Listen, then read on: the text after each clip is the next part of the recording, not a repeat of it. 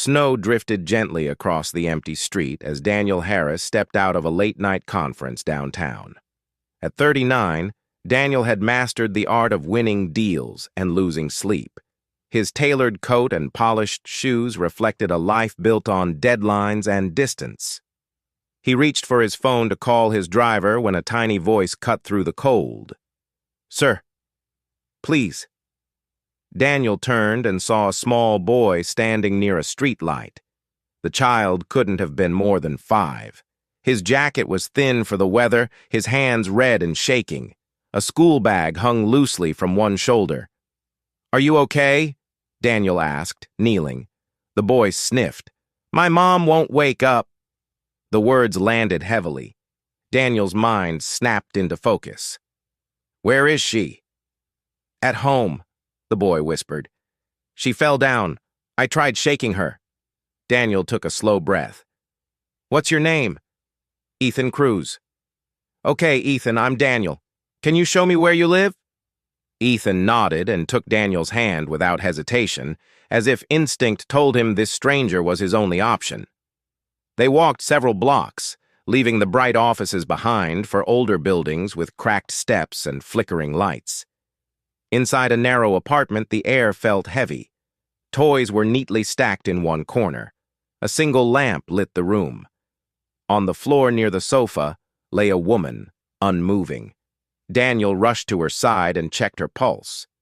It was weak, but there. He called emergency services immediately.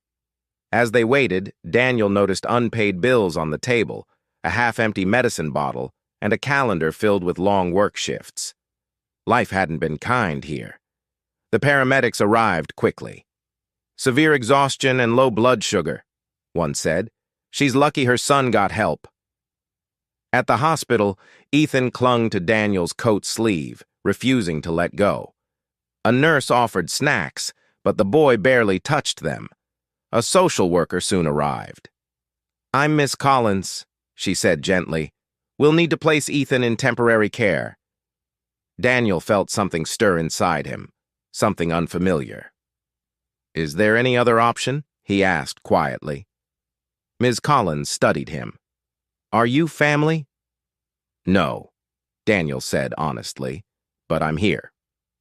That night, as snow continued to fall outside the hospital windows, Daniel realized this wasn't just a random interruption in his life.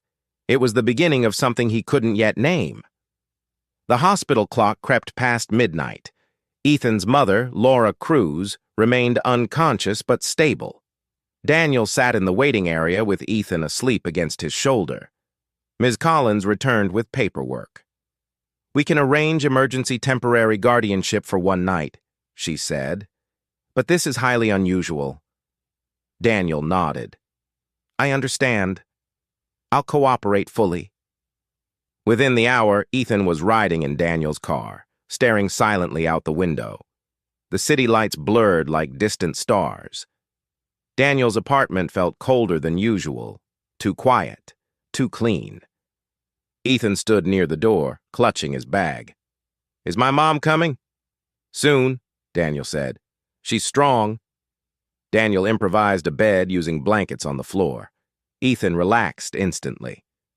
"Will you stay?" Ethan asked. Daniel sat beside him. "I'm not going anywhere." That night, Daniel didn't check emails. He didn't think about meetings. He watched a child breathe steadily and wondered when his life had become so empty. The next morning changed everything. Over the next few days, Daniel adjusted his entire routine. He took Ethan to school, learned which foods he refused to eat, and listened to endless stories about dinosaurs and space rockets. At the hospital, Laura slowly recovered. When she learned who had helped her son, tears filled her eyes. "I don't know how to thank you," she said. Daniel shrugged gently. "You raised a brave kid." Laura explained her life. 2 jobs, no family support, constant exhaustion. Daniel recognized the same struggle his own mother had faced years ago. On the 5th day, Daniel made a decision that surprised even himself. "I own a small apartment near a good school," he said carefully. "You and Ethan could stay there, no pressure. and I can help you find stable work. Laura hesitated. I don't want charity. This isn't charity, Daniel replied. It's a reset. Silence filled the room before Laura finally nodded. 3 months later, Daniel sat in a school auditorium watching Ethan perform in a class play. The boy waved wildly when he spotted him. Laura smiled beside Daniel. You changed our lives. Daniel shook his head. Ethan changed mine. His phone buzzed with business alerts. He turned it off. As applause filled the room, Daniel understood that wealth wasn't built from contracts or buildings, but from choosing to care when it would have been easier to walk away. That snowy night had rewritten his story, and this time he was present for every chapter.